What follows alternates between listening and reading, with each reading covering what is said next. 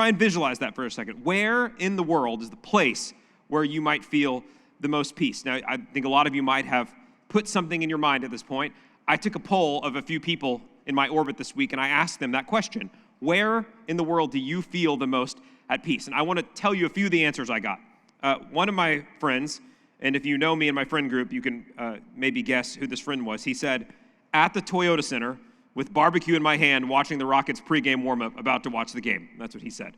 I don't know how true that is, but that was his answer. Another one of my friends said, on a cruise, looking out over the water, knowing that I don't have to cook any food, that it's all there. Everything that I need there is on the cruise. I can look at the water, and it's beautiful. Multiple people, though, gave the same answer, and I found this fascinating. I think there were 4 different people that gave this answer. They said, I feel the most at peace when I'm at my parents' house, is what they said. Now, these people ranged in age from late teens to mid-60s, and they all gave the same answer. I feel the most at peace when I'm at my parents' house. Pretty interesting point. And it made me think about when I was younger and I was in college and seminary. I liked where I lived. I liked living and being off on my own. But I have to admit, when I would go back home to my parents' house, I really did feel more at peace than anywhere else. And I was trying to figure out why. I remember one winter break specifically. So it would have been about this time of year, and I was at the end of college, and I was at my parents' house. And keep in mind, at this time, my parents lived in Kingwood, but I didn't grow up in Kingwood. They had moved out here, so this was not the house that I grew up in, but it still felt like home. I remember this vividly. I had a book that I was reading and was really into it, and my parents at the time had a hot tub at their house. Incredible. Well, just amazing value for a house. I'm so depressed that they do not have one now, or that I don't. But anyway, I remember being in the backyard. I was in the hot tub alone, and I was out there reading, and I read the entire book while in the hot tub. And I got out, and I looked like I had aged 45 years. I was wrinkled all over the place. But part of the reason that I could do that, sit in that hot tub until I turned into a raisin, was because I felt completely at ease and at peace in my parents' house. And it made me wonder, what is it that makes you feel at peace in a place? And there are a few, I think, categories that make it so that you might feel like you're at peace. Here's one. Peace would mean absence of conflict with other people. So if you are in a place where you know that you are not going to be in conflict with other people, that you might feel at peace. So some of you, if you are conflict avoidant by nature, may dread the idea of going to buy a car because you hate the idea of being in an adversarial situation with another person. Some of you love it. Some of you, I've been around you. You just love arguing and bartering with people. That is not me. Some people like it, but it's peace with other people. It also means being comfortable. So to feel at ease and at peace somewhere, you have to have at least a level of comfort. Also, the feeling of not needing to be on your guard, I think, has something to do with it. So maybe the reason that a lot of people feel at ease, at peace at their parents' house is because they don't feel like they have to be looking over their shoulder. They feel like they have someone watching out for them, someone that has their back. And I think those are all elements that really do go into needing to be at peace. I feel at ease. I'm not at conflict with other people. I feel like I can trust the people that are around me. And because of that, I feel like I am at peace. Well, Christmas, this time of year, when we are with family and our loved ones, Christmas should be a time of peace. It should be a time where we feel comfortable, where we feel at ease, where we feel like we are not at conflict with other people, or that we feel like we can forgive people that we've been holding grudges against. I mean, that's kind of what a lot of the holiday is designed for, the way we do it here, the lights and the culture and the music. It's all supposed to evoke memories of your past, a time of peace in your life. But I think if we look at it and we view a lot of our individual lives, the brutal truth is that a lot of us don't view Christmas as a time of peace. Maybe when you are with your family, it reminds you that your family is not a place where you feel comfortable or free of conflict. Or maybe it's a place that you do feel like you have to look over your shoulder. Maybe you feel like you are not happy in a season where everyone else seems happy. Maybe you don't feel peace because you just realized that you didn't buy gifts for people and you have to go to Deerbrook Mall, like Patrick told us a minute ago. There's a lot of reasons that there are people around this season where they should feel peaceful and they don't feel peaceful. I think all of us have experienced this at some time or another. We all know what it's like to feel like we don't have peace when we should. That's just an experience that all of us have. And I have a theory. I was thinking about it over the last few days. And my theory is that most really good Christmas movies actually involve that exact feeling. not feeling peace at a time where you should have peace. So if you don't believe me that every or almost every good Christmas movie boils down to this, let me go down the list of them for you where this makes sense. First one is this, A Christmas Carol. This is the classic Christmas story from Charles Dickens. Think about the story of it. Ebenezer Scrooge does not have peace in his life. He has money, he has power over people, but he doesn't have peace, and so the ghosts of Christmas past, present, and future have to show him what it means to actually have peace at Christmas. By the way, if you were wondering, the very best rendition of how to watch A Christmas Carol is A Muppets Christmas Carol. So if you're wanting to see it, Gonzo is Charles Dickens in the movie. Okay, next, How the Grinch Stole Christmas, another famous movie. What's going on here? The Grinch, the entire story is about the fact that everyone else is peaceful at Christmas and he isn't, because his heart is 3 sizes too small. He gets so upset about it that he literally steals presents from children that this happens. So he doesn't have peace and he has to learn the meaning of peace. Elf, another fantastic Christmas movie. Buddy the Elf has to rescue his father, who is so wrapped up in work that he's trying to work on Christmas Eve and neglecting his family. Someone doesn't have peace when they should. Here's another one, Jingle All the Way. My wife and I watched this movie last night for research for tonight's sermon. This is Arnold Schwarzenegger, and the point of this movie is that he doesn't have peace at Christmas because he forgot to get a gift for his son, and he has to go try and find this action figure. And by the way, of every Christmas movie, Jingle All the Way has my favorite individual line that I've ever heard in a Christmas movie, and I want to share it with you right now.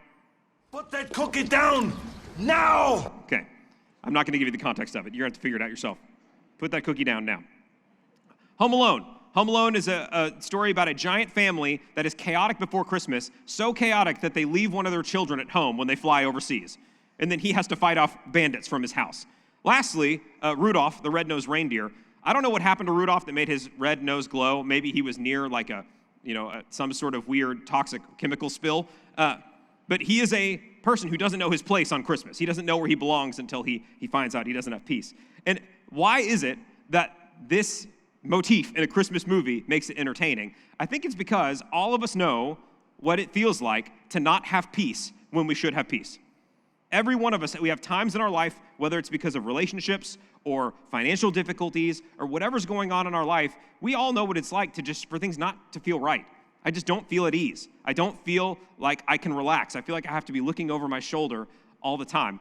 Now, that's a terrible way to live, to not feel peace when we should.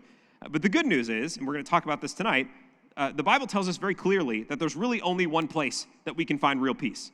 And it's not at your parents' house. It's not on a beach. It's not on a cruise. It's not anywhere else. It's with a person.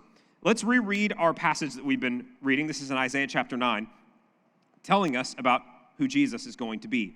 For a child will be born to us. A son will be given to us. And the government will rest on his shoulders. And his name will be called Wonderful Counselor, Mighty God, Eternal Father, Prince of Peace.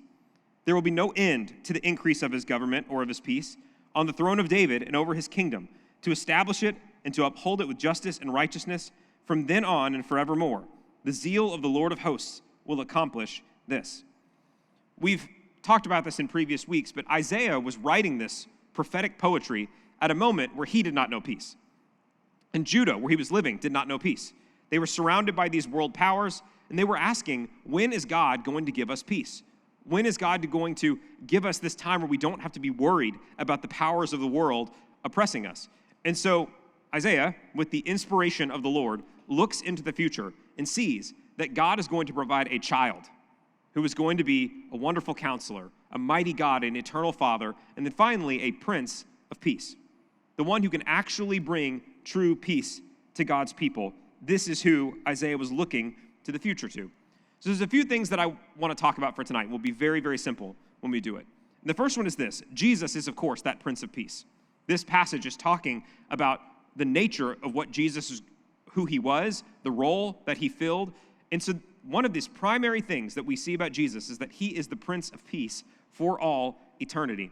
And there's a few reasons that Jesus can provide peace when no one else can. And the first one is this. Jesus has the power to provide peace. We hinted at this a few weeks ago when we were talking about Winston Churchill and Neville Chamberlain. In order to provide peace, the person who is going to provide it has to have the power to back that up. You have to have the ability to actually bring peace to people. And Jesus does have the power to do that. Now, I want you to keep something in mind, though. When Jesus was born, he was born when Rome was the empire of the world. They stretched from the far western part of Europe all the way over into the east. It was this huge empire. And for a period of about 250 years, around the time Jesus was alive, Rome established a type of peace in the world, or at least within their empire. And actually, they had a name for it. The name they called it was the Pax Romana, is what it means. And it means the peace of Rome. That's what that means in Latin. And here's how Rome brought this Pax Romana. I have a map that shows some of this, that Rome said they would provide peace for the world. The way that Rome provided peace was by being so powerful that no one else could mess with them. Basically, they said, if anyone tries to squabble inside of our empire, we are going to crush you. So they brought strength through power and through brutality. I have a quote that describes this, how Rome kept peace for these couple hundred years. The security of Rome's frontiers was based on dominating her neighbors, very much in keeping with the belief that peace came from Roman victory. Rome was to be feared, which meant that her might was paraded as a constant reminder of her strength, while attackers were dealt with ruthlessly and the communities believed to support them ravaged with fire and sword. So Rome kept peace, but the way they kept peace was by crushing everyone else. And the symbol, the primary symbol of Roman strength and brutality over the rest of the world was the cross. Crucifixion was this brutal, humiliating death that Rome used as a tool to show and say, if you mess with us at all, if you step outside the bounds of what you were going to do, we are going to brutally, ruthlessly, and humiliatingly kill you in front of everyone. In fact, there is reason to believe that Jesus, when he was a young child, probably saw multiple instances where many young Jewish men were killed on crosses because they tried to rebel against the Roman Empire. Rome kept peace through brutality, but Jesus had strength of a different type than Rome. Rome brought peace through brutality. Jesus brings peace through sacrifice and surrender. Jesus had the power to overstep, usurp, destroy the Roman government whenever he wanted to. If you think back to the time when Satan tempted Jesus directly, every temptation was trying to get Jesus to use his power. Turn this stone into bread. Jump off the top of the temple and don't catch yourself. Just worship me and I'll give you the kingdoms of the world. Those temptations were saying, Jesus, use your power. But Jesus knew that real peace, the peace that all of us needed, wouldn't come through that kind of brutality. It would come through surrender, willingly giving up his life for us. Rome tried to keep peace through enduring or bringing the cross to people. Jesus kept peace by enduring the cross himself for the rest of us. So Jesus has the power to bring peace. The next thing we see is that Jesus brings us peace with God.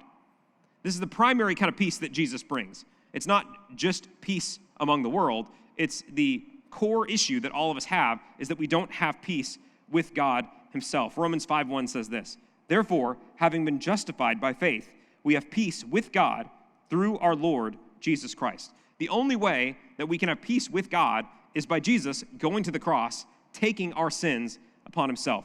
In that same chapter, in verse 8, it says this, but God demonstrates his own love toward us, in that while we were yet sinners, Christ died for us. The greatest miracle, the greatest act of power that Jesus did was making it so that we could have peace with God. You know, the underlying issue that all of us don't have peace in our life, you know, that if we have bad relationships or bad anything, the core issue is that we have sin that has twisted, corrupted our heart, and has kept us from having peace. It keeps us always looking over our shoulder. Jesus deals with that, and only Jesus deals with that. There's no other way to have true peace with God than through Jesus. Now, once we have peace with God, the next thing that Jesus can do is that he can also bring us peace with others. There is a great deal of, it repeats this in the New Testament. Jesus and then Paul and the other authors in the New Testament talk about the fact that Jesus brings peace. Jesus prioritized peace.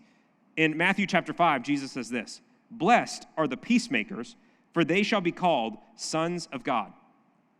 Notice, he doesn't say here, blessed are the people who have other people mad at them, but it's not your fault, it's their fault. He says, blessed are the peacemakers, the people who bring peace to others. In Romans 12, Paul says this, if possible, so far as it depends on you, be at peace with all men. Now, I have to give a disclaimer here. It is not possible to be at peace with all men all the time. Jesus says this pretty explicitly. If the world hated him, the world will also hate the people who follow him. So of course, we will have friction and conflict in our lives. We are all broken. We all have relationship issues in our life. But I think the way Paul says it there is very telling. If it is up to you, as much as it is up to you, be at peace with all people.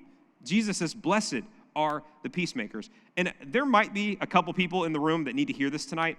If you are having continual and often conflict with all the people in your life, if you are not at peace in multiple relationships in your life, that is a character flaw. If you are one of God's people, you are called to be at peace with people.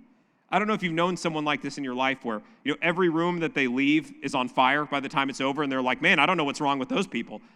Or a person that comes to you and they're telling you about all these bad relationships in their life. They're at war with their parents and their friends. They're quarreling with everyone. And usually when I hear that, I'm like, I hear one common denominator. You are the person who's fighting with everyone. And I don't know if any of you need to hear this tonight, but being in a quarrel with everyone all the time, that is a character flaw. We are called to be at peace with the people around us. So, where does peace come from? It only comes from the Prince of Peace. It only comes from Jesus. He's the only person with the power to provide peace with God in your life. If you're a believer, he's done that for you already. But even in moments when you are wandering in sin, the only one with the power to bring you back is Jesus himself. He can bring you peace with God. And the only one with the power to truly make you at peace with the people around you is Jesus himself as well. So here's my final challenge for tonight. If you are in a season of life right now where you are not feeling peace, maybe it's an internal struggle and you just feel unhappy or burdened with something that's going on in your life. Maybe it's an external thing that's happening. Maybe it's a financial difficulty or a difficulty at work, or maybe it's just a lack of peace with the closest people in your life.